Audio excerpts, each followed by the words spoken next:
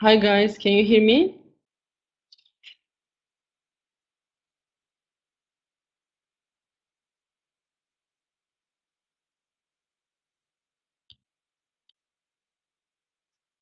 Okay, I think Sam is almost ready. I'm ready when you are. Okay, just let me start with tell you who.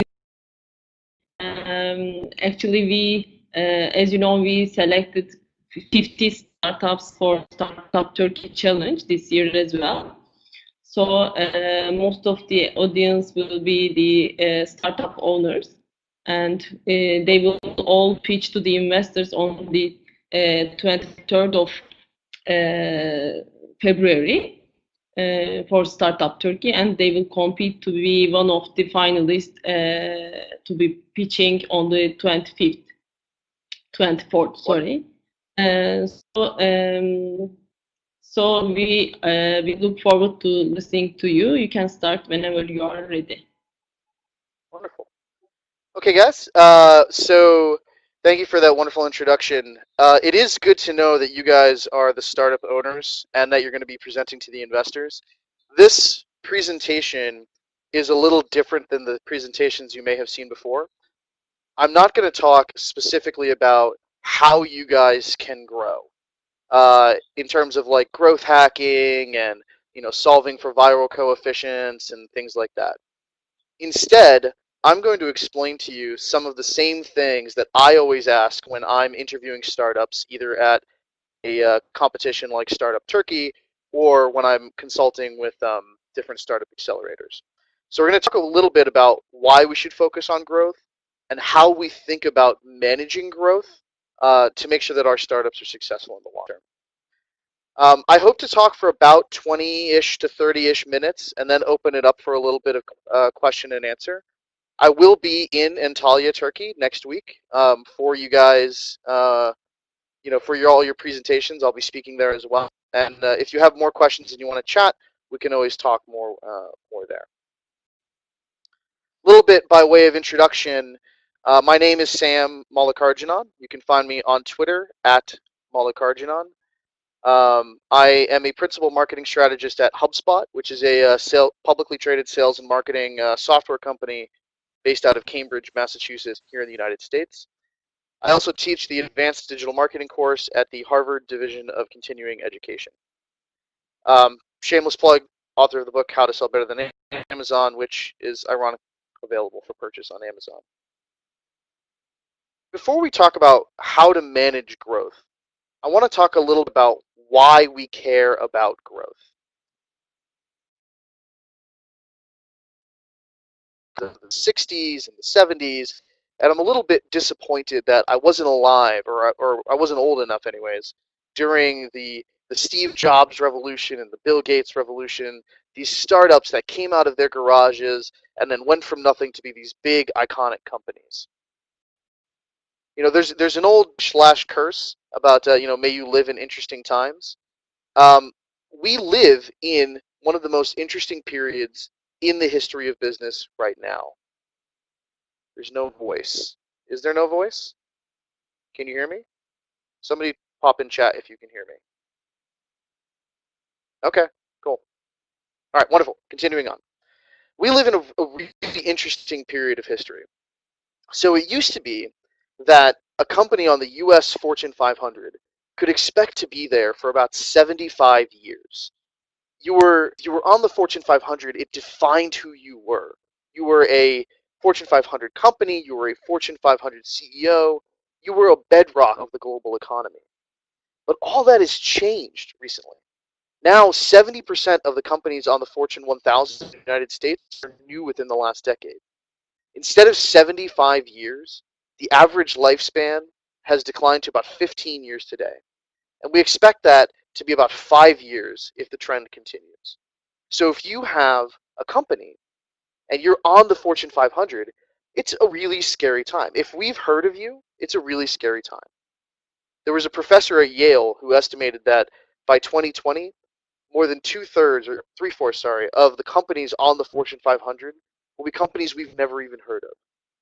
That's really terrifying if we have heard of you. But that's really encouraging if we haven't heard of you.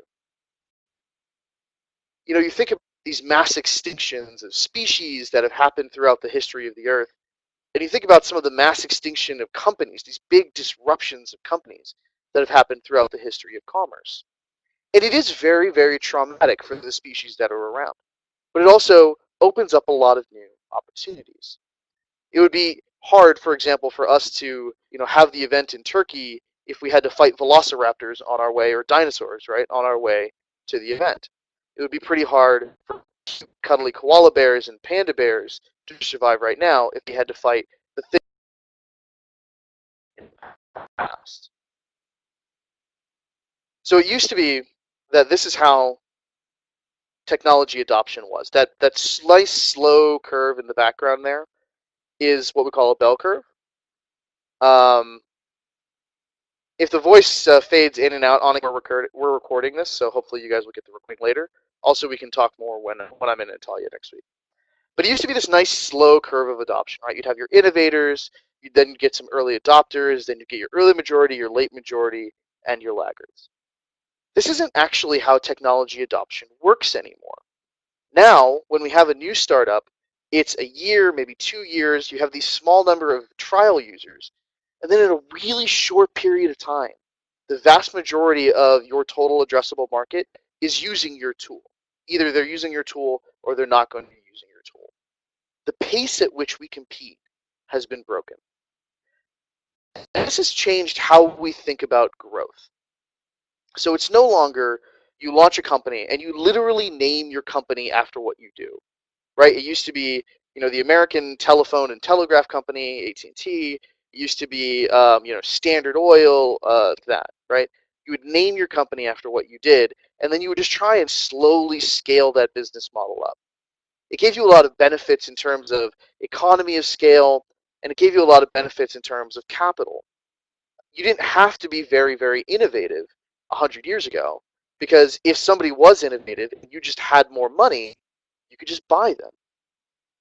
Now we look at today, and we've got companies like Uber, we've got these really, companies like Google, we've got these disruptive, interesting startups, Facebook, who are only, Facebook's what, 14 years old, 15 years old, something like that.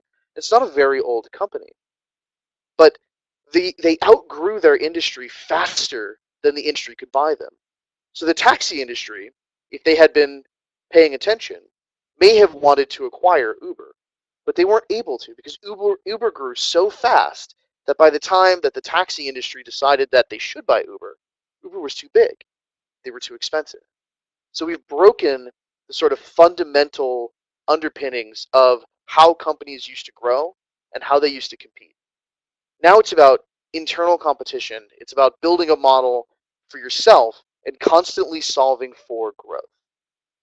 So we tend to split it up into 4 phases.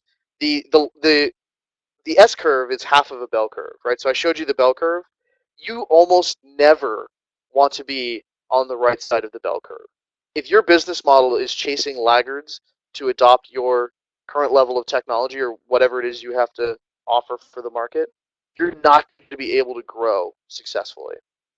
So the 4 phases are: first, getting to product market fit. So can we build something that people use? The second phase is getting the math to work. Can the unit economics of our business make sense? The third phase is, can that math scale? So if an investor puts $1 into my company, will they get $3 out? So $1 into the machine, $3 out. That's interesting, right? If you're making $1,000 a month or something like that, that's nice. But what they really want to know is, okay, if I gave you $1,000 and you turned it into $3,000, can I give you $1 million and you turn it into $3 million? Can that math continue to scale? And then the fourth piece is when you're running out of potential customers or you start to be disrupted, and that's where you absolutely want to stop, right? You want to either go into a new market, create a new market, or pivot your business strategy further. You never want to be focused on the right side of the bell curve. So we just focus on curves. So the first thing that you guys are going to focus on, a lot of you are in the early stage sort of startup where the question you're trying to answer is, will people use this? Do I drive value? We call that product market fit. Probably relatively familiar with this concept. The first thing that you want to do, obviously, is define what we call the user assumption or the job to be done. A lot of times this can be written at a high level as a user story. So as an X, I want to Y so that I can Z. And then the really great products of the world are a collection of awesome user stories. As an X, I want to Y so that I can Z. As a person who has friends, I want to see when they post pictures of their children so that I can feel like I'm connected to their children's lives. The jobs to be done piece forces you to focus not on the value that you think you're creating, but on the value that you're creating for your customers. The classic example here, right? I've been all over the world. I've never seen anybody who collects 9 3/4 inch drill bits. By the way, in the United States, we use inches because we're weird. I've never met a drill bit collector. But still, lots of people sell these tools. Lots of people sell drill bits, but it's because they want a 9 3/4 inch hole. Henry Ford famously codified this in his statement that if he had asked us, they would have said they wanted a faster horse. So when you're looking for product market fit, and this is something that the investors are really going to push you on next week or for the rest of your lives when you're trying to raise money, what is the value that you're creating for the consumers? As an X, they want to Y so that they can Z. Do you have that defined? And are you obsessed over that? Is that what you're building your company around solving for? So you've all probably at least heard of the mobile game Pokemon Go, right? So Pokemon Go, one of the most fantastically successful app launches in history. It had over 500 million users acquired in its first 60 days and made almost $1 billion in revenue in the first 6 months. But when we're looking at product market fit, what we're trying to see is, again, as an X, do they want to Y so they can Z? Have they created something that their market loves? A lot of people want to look at, for example, this chart, which is the number of daily active users that Pokemon Go had leading into Q4 of last year. And they see this nice big spike, and it's super exciting. But then they see this decline. And they think that, oh, Pokemon Go does not have product market fit because it's not continuing to grow its daily active users. Some people started using it and have stopped using it. That's not the way to look at product market fit. Instead, what you want to look at is what we call cohort retention. So you can outgrow churn for a relatively long period of time, right? If I have a piece of software, I can just sell that piece of software to more people, and that will help me outgrow churn for a while. But that does not necessarily mean that I have product market fit. That doesn't mean that I've created something that solves that painful need for my market. Instead, what you want to look at is, do I have what we call user retention that's asymptotic to the x-axis? That's a fancy math way of saying for every 100 customers that I acquire in a given time period, for example, a month, at any point are all of them gone out of the system? If that's true, then that means that eventually I won't be able to grow. I will not be able to manage growth. This white line does not have product market fit. It doesn't have product market fit because I can't continue to grow, and because people that start using it, all of them eventually stop. Obviously, your ideal scenario for customer and user retention is 100%. That means that if 100 people start using my software today, 100 people will be using it tomorrow, and 100 people of that group will be using it a year from now. And if next month I get another 100 people, now I have 200 users. The following month I get another 100 people, now I have 300 users. Obviously, this is usually not quite so pure. Some people are going to die, right? Some people are going to stop using the software. There are various reasons why customers are going to churn, and it's important to understand that. But when we think about growth, this is what we look at. Whether or not we're going to be able to grow is determined by whether or not we've built something people will continue to use. because the user acquisition stacks. You can see on the left side, right? A company that has bad retention can still have a really interesting growth chart in the beginning. And that is what you should focus on in the beginning. Get lots of users so that you can get lots of data, so that you can get lots of feedback from the market. One of the most important things I want you guys to remember is that at the end of the day, it doesn't really matter what you think. It doesn't really matter what we think as investors or as mentors or as quote unquote experts. The only people that can give valid and valuable feedback as to whether or not your product or your startup has value is the market. If the market doesn't love it, it doesn't matter how interesting we think it is. So you've got to grow into the market, get that data, make your pivots, and then continue to grow. You can see the chart on the left. Even though they're adding users at the same rate, consistently adding users at the same rate every month, eventually, somewhere around, January, right, of 2016, they reach a point where they're not able to grow. They should have figured out the inflection point back in May. You can see that they started to churn users faster than they could acquire them. When you reach that point, which they do finally reach on this chart in November of 2017, when you reach that point, that means that your company is no longer able to grow. You're becoming saturated, and you've missed the boat on either creating new value or pivoting to another piece of the market.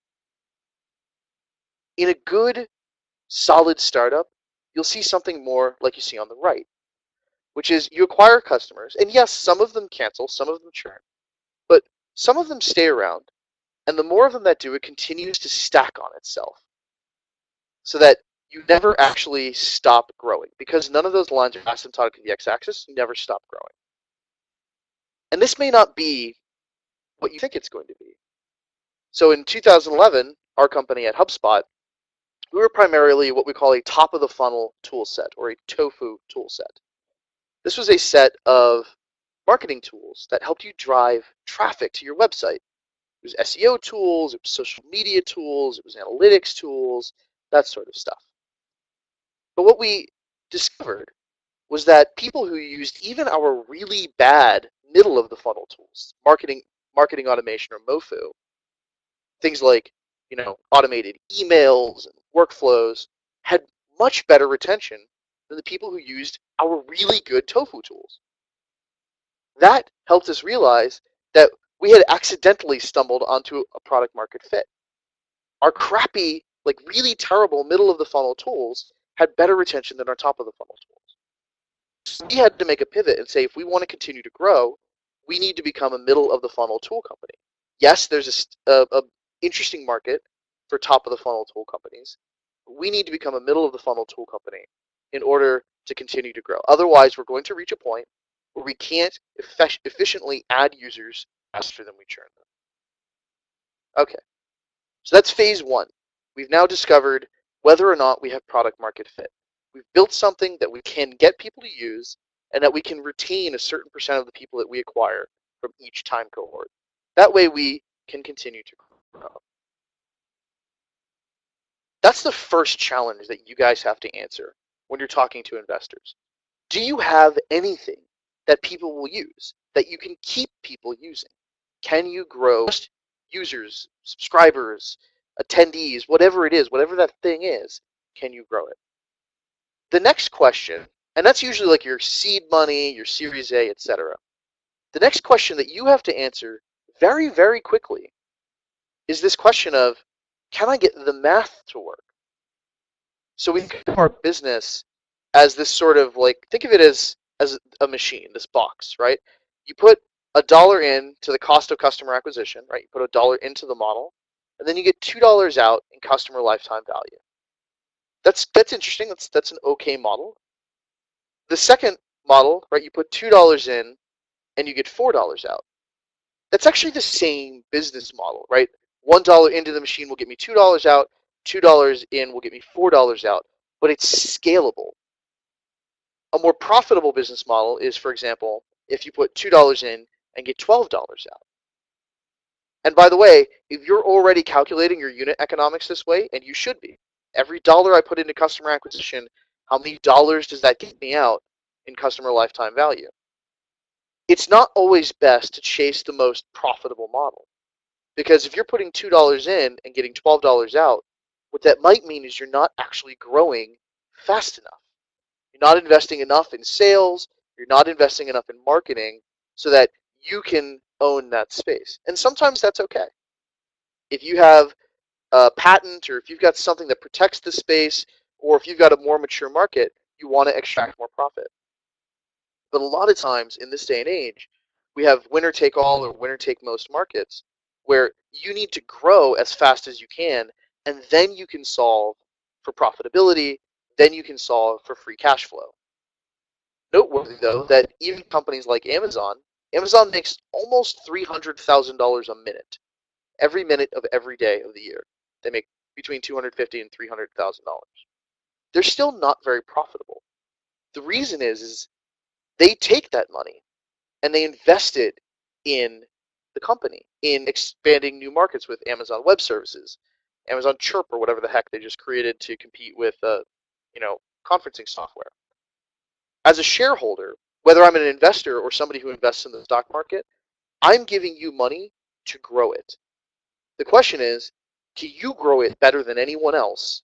If I give you that dollar, can you make that dollar more valuable than anyone else than just putting it in my bank account or something else?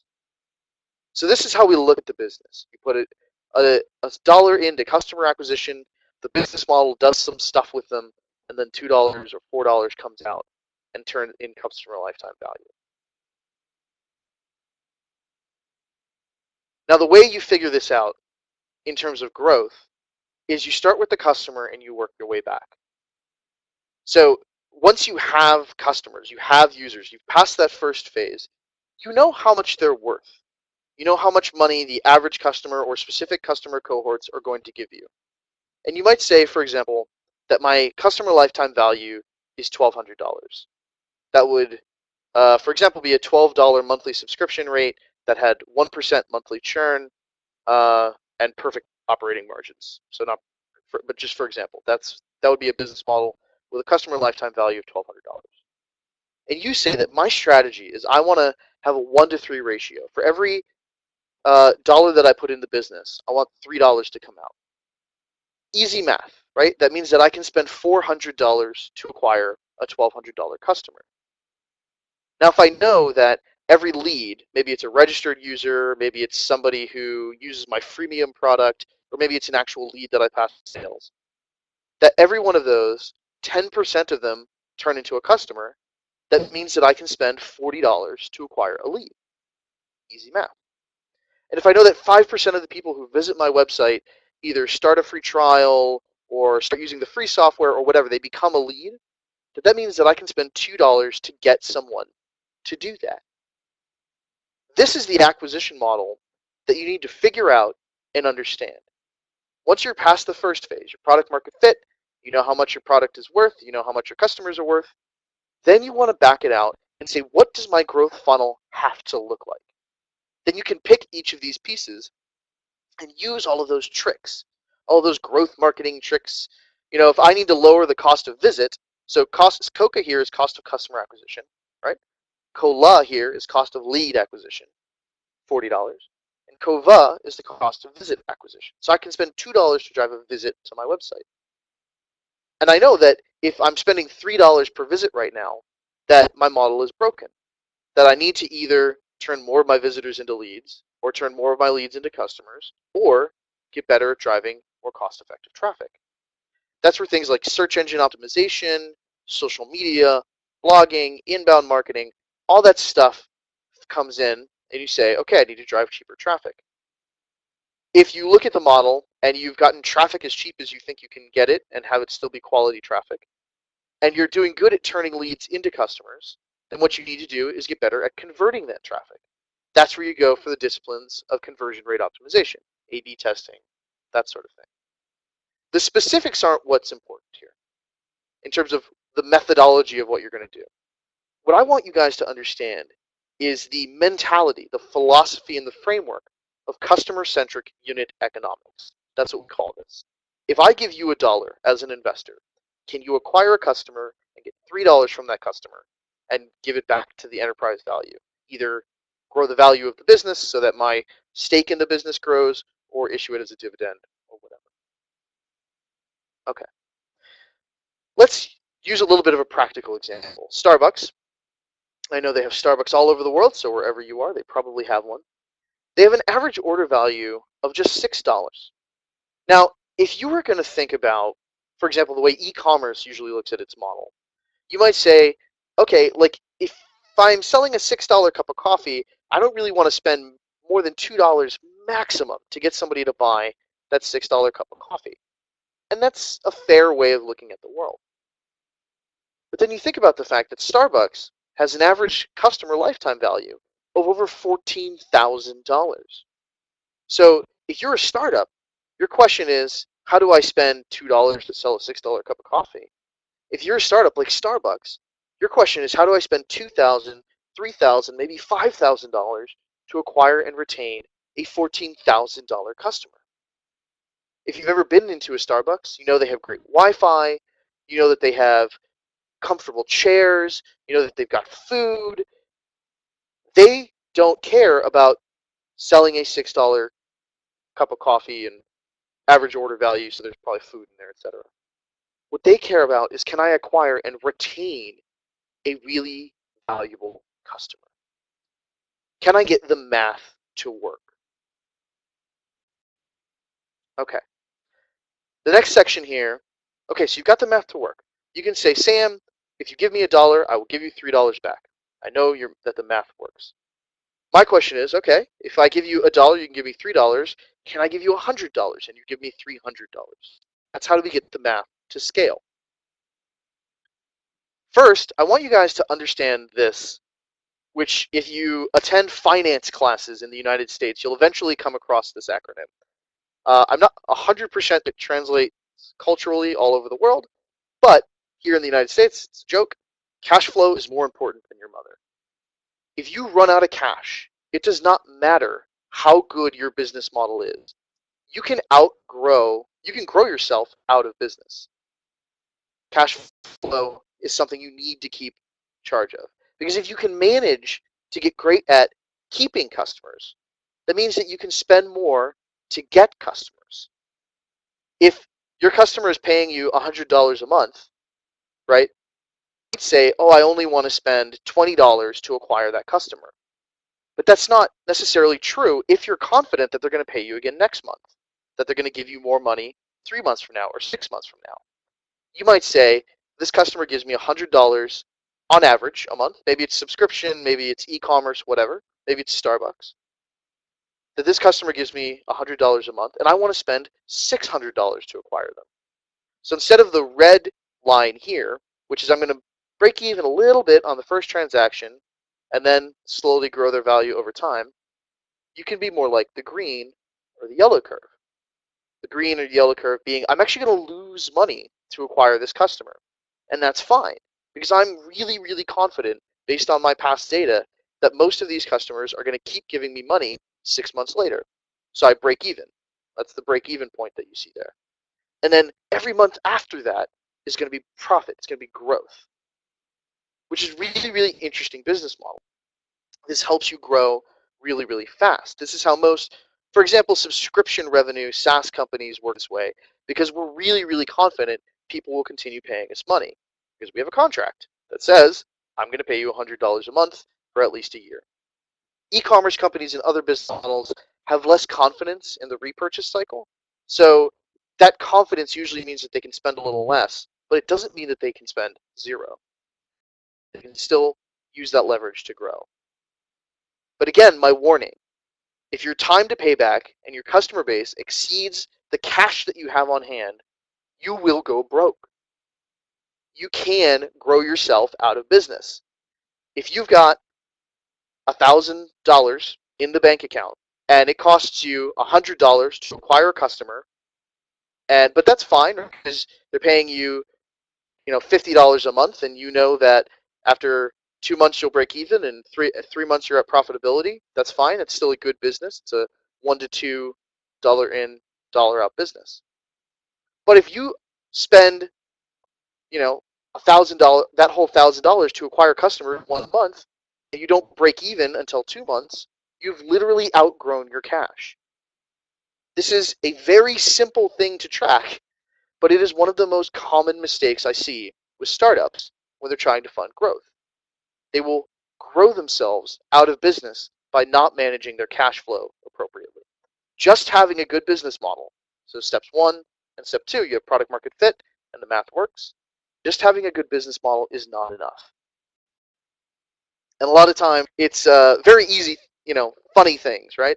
If you've got a bunch of money, you're going to spend some money on an office, then you're going to buy a bunch of Macintosh laptops, then you're going to buy T-shirts for your team, then you're going to buy stickers, and then eventually, right, you're like, oh, I should buy, cloud hosting instances to support my software. It is important to have a culture, and that is part of your customer acquisition and customer retention costs. All of that, the free beer fridge, the nap room, everything fits into the business model. But if you don't manage that burn rate, by the time you reach the point where you're delivering value and extract to customers and extracting value from them, you're going to be out of money. Manage that very, very carefully. Okay. So we talked a little bit about the S-curve, right? So we're going to cut the bell curve in half. We're going to completely ignore the right side because if we're over there, we're screwed. We're going to look at this S-curve. The reason we focus on the S-curve is because it helps us understand where we are in how our product strategy has to change, and also how our management, marketing, and other strategies have to change. In a company in the very, very beginning, the far left of this S-curve is very different than a company that is moving up the curve, and very different than a company that's on the far right. I'll give you a couple quick examples. For example, Netflix, right? Reed Hastings knew that mailing people DVDs was becoming saturated. He couldn't grow that business model. He couldn't extract value from that business model. And so instead, he jumped to another S-curve. He said, let's focus on streaming video. Let's focus on streaming media on desktops and then eventually on mobile devices. And now they're obviously attacking new markets, because when I fly to Turkey next week, I'll be able to re-download things on Netflix on my mobile device so that I can watch my shows. You don't want to get caught on the far side. You want to jump the S-curve either to a new market, a new axis of value creation, or a new monetization strategy or something before you get too far. You look at a company like Sonos instead, right? Like their wireless speaker technology is their market is being disrupted, is being taken away by, for example, Alexa by Google. Because people don't just want a wireless speaker. They want a wireless integrated piece of their home. So Sonos was not positioned very well to handle that. And because of that, they're having a very hard time growing. I'm going to leave you with a few additional words of wisdom, and then I'm just going to open it up sort of to a general Q&A. The structure of the team that you have right now will not be the structure that you have forever. Right now, you probably have a CEO, and if you're smart, you also have like a CTO, right? Those titles are meaningless. You could be the CEO of a very small company, you could be the CEO of a very large company and have the same title. Your jobs are fundamentally different, and how you structure your team is fundamentally different. I see this a lot of time in startups. I was talking with one just the other day, where I asked, they were having some problems with growth. And I said, who's in charge of growth? And they said, well, we're all in charge of growth. No. You can share work, but you cannot share ability. It may be that the finance guy has to start writing blog articles to bring in users. It may be that the technology officer has to start doing some growth marketing and helping you do some stuff on the website to improve the conversion rate. But there is one person on your team who is responsible for each piece of the business model. Now, you remember business model is we put $1 in customer acquisition, and we put $1 out in customer lifetime value. One person owns customer acquisition. Now, it may be your CEO is doing both sales and marketing. It's very, very common in the early stages of a growth process. And then one person owns customer retention. That's account management. That's usually also the product development. The CTO might be, or the services person, whoever it is, owns the customer lifetime value. One person on your team owns each piece of the model. The investors are very likely to ask you this: who's in charge of marketing? And you cannot say all of us are in charge of marketing. You can say, I am responsible for marketing and I pull help from my team as needed. All right. I hope you guys found that useful. We do have a little bit of time left in the presentation for today. So if you have questions, go ahead and pop them into the chat panel and I'll try and answer them. If you don't have any questions, that's no worries. We can speak next week. Thank you, Sam, for your for this great presentation. I think there will be some questions. Let's wait a bit.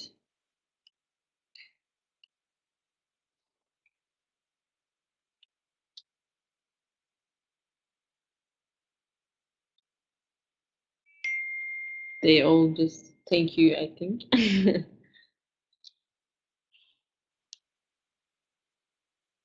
Okay, Yeah, so I see some. You guys can keep asking questions. There's one that's which tools should we use for growth? That's gonna depend, right? Again, on whether you're using whether you're focusing on user acquisition or user retention. Each piece of the model has a different methodology and different tools.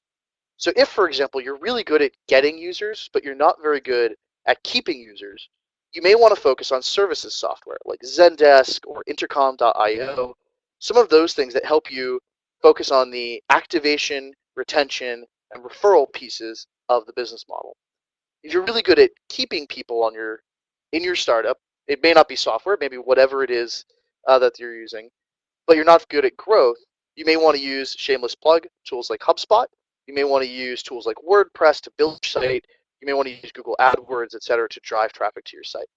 So once you understand your model, each piece of that funnel, each percentage in there has a specific discipline around how do we improve it and how do we grow it. So what is the difference between Intercom and HubSpot? Should we use both of them? They're very different. So Intercom is very, very good, specifically with software startups, at helping you onboard users and then helping you provide customer service through a website and through email. That is not yet something that HubSpot really focuses on. We are a growth stack company, which is primarily customer and user acquisition. That's the problem that most companies have in the world is we don't have enough users. Now you do have elite companies like Facebook and other things that are good at growth and they really need to focus on retention. Or you have some business models, those really, really beautiful business models, where growth comes from within the install base. So you think about things that have like a high viral coefficient, like Facebook or whatever, where the more users you get, those users help you get more users. You really definitely want to use a tool like Intercom then. So it depends on your business model. So should we outsource all of our messaging interactioning to third-party SaaS?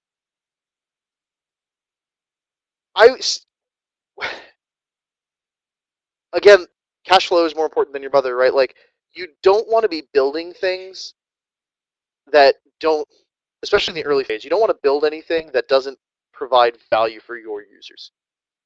Your growth hacking team should primarily be focused on implementing tools that other companies have built until you get to the point where you can build your own, right? Where you can afford that distraction cost.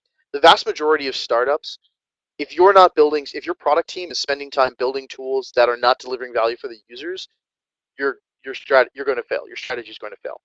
So use third-party tools whenever you can until you reach the point where it's impeding growth and your customers are already happy. So we were trying to mix our marketplace with SaaS, keep customers happy. Mixing a marketplace with SaaS. Okay, so with a marketplace, so Sharon Seri, pardon me if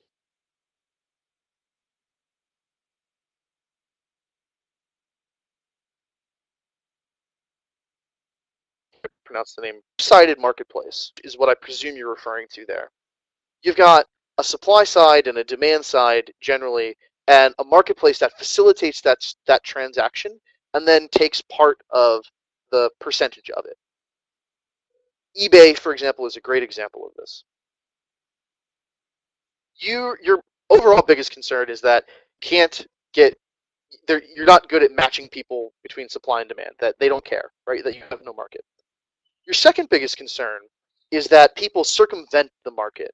So you see this a lot with websites like freelancer.com or Odesk or Elance, etc., right? Like where I'll find a great freelancer and then I'll just work directly with that freelancer instead of continuing to pay them through freelancer.com. So freelancer.com is being circumvented by that. The best way to keep people on your platform is to build a unique value into it. So for example, eBay has distribution, and that's why it's primarily used by people who sell things where they're only going to buy them once, right? So if I'm selling, a flower pot or a laptop or cups or something like that, any given customer, I'm only going to sell to them once or twice. And so what I really need from a marketplace is distribution. They also have those consumer protections, though. So if somebody buys something on eBay, even though I've never met this person that I'm buying from, I know that I'm protected by the eBay marketplace. So it's not necessarily SaaS, but it's intrinsic in the business model that conducting the transaction through the marketplace has more value than conducting the transaction outside of the marketplace. If you can do that with SaaS, maybe it's helping me understand the product, maybe it's helping me use the product, whatever, that's fine, that's great. But the real key is, first of all, make sure that you're matching efficiently people who exchange great value.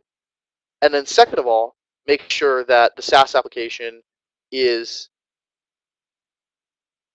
adding additional value for the users. Uber, another great example, right? Essentially still a two-sided marketplace. People who are driving and then people who need to be driven around. The reason I use Uber is because I know it's going to be fast. I don't have to call a car service, etc. I know it's going to be affordable because they can keep the utilization high. And generally, with some exceptions, I know that it's going to be safe. I know the picture of the person, their information, etc. What kind of supports does HubSpot have for startups? Because it is a little bit expensive. You are correct, and we're trying to work with Startup Turkey on introducing HubSpot for startups to the Startup Turkey program. But if you Google HubSpot for startups, there are a bunch of accelerators that we specifically work with. That if you go through those accelerators, I don't know the exact details, but you get like the big, Mac Daddy version of HubSpot for like $50 a month or something like that. So we do specifically have a program for startups. Just Google HubSpot for startups and you can find some more information there. Okay, there's another question. Some startups involve hardware and cannot be profitable. Yeah. So Alexander asked a really interesting question, which is some products take a long time before they're ready. A lot of R&D before they're ready to be put forth into the market before the market can give you that feedback. The investors are going to make a judgment call there. They're going to look at a couple of factors. First, they're going to look at your total addressable market. Is this a market I care about winning? Right? So I, for example, was working on an automated fact-checking tool a few years back. And when I was pitching it to some of my investor friends or just talking about it with them, the issue that they brought up was not that I could build this, and it was not that everybody who cared about this would use it. It was about the fact that not a lot of people care about automated fact-checking these days, at least not nearly as many as who should. So it wasn't a very large total addressable market, TAM. You'll hear that phrase thrown around a lot, total addressable market. Then the question is, do you have the right team to execute on this? So if you've got, let's say you're working on a cognitive computing or artificial intelligence startup, right? And there's no one on your team who has like a PhD in computer science, you're probably not going to get funded, right? The investors aren't going to have confidence in that. Because a lot of it, particularly when you're working with those long-term R&D projects, a lot of it is not, do we already know the solution? A lot of it is, do we believe that this team can discover and execute on the solution? So make sure that you have the right people on the team. And then, is it unique? Is it a market we can make penetration to, etc.? Okay, that was a different question. And you're right. Yeah, and investors know that, and there are different types of value investors who are going to say, yes, I'm okay letting this startup work with my money for 3 or 4 years before they actually hit the market and we make some acquisitions. Again, when you're an investor, my question is, I have money, right? I've got $1. I can either put it in my bank account and make, I don't know, 0.5% interest on it. I can put it in the stock market, right, and make, I don't know, what's the S&P 500 returns like 8% or something on average, right? So I can make 8% on my money if I just put my money in the stock market. And actually, if you average that out over 20 years, like the best you're going to do in the United States is like 15%. That's cool. Okay, 15% annual return. Or if I give it to a specific company that I think can do better than 15%, right? So I'm pretty confident if I give my money to Amazon, that Amazon is going to take that dollar and make that dollar into more dollars than any other place that I could put that dollar. Apple, right? These companies that have great shareholder returns. Startups have the potential for much, much larger returns. So instead of like, maybe I'm confident that Amazon will give me a 2x return over 5 years or something like that, right? If I give my money to a startup, they might give me a 10x return over 5 years or a 20x return over 5 years. This hugely impactful return on my money. Again, for investors, it's, am I better off giving my money to Citibank and just letting them hold on to it? Am I better off giving my money to Jeff Bezos at Amazon? Or am I better off giving my money to you and your startup? And that's the question that you have to answer. I don't think we have any more questions. So, Leaf, I think, I think we are done. Thank you very much. We hope to Looking see forward you. to seeing you all in Antalya next. Yeah, we have just a couple of days left, so we look forward to seeing you there. And for the audience, if you want the recording of this webinar, please send me an email. And thank you, Sam. My pleasure. Take care, guys. See you all next week. Bye. Have a nice day. Bye-bye.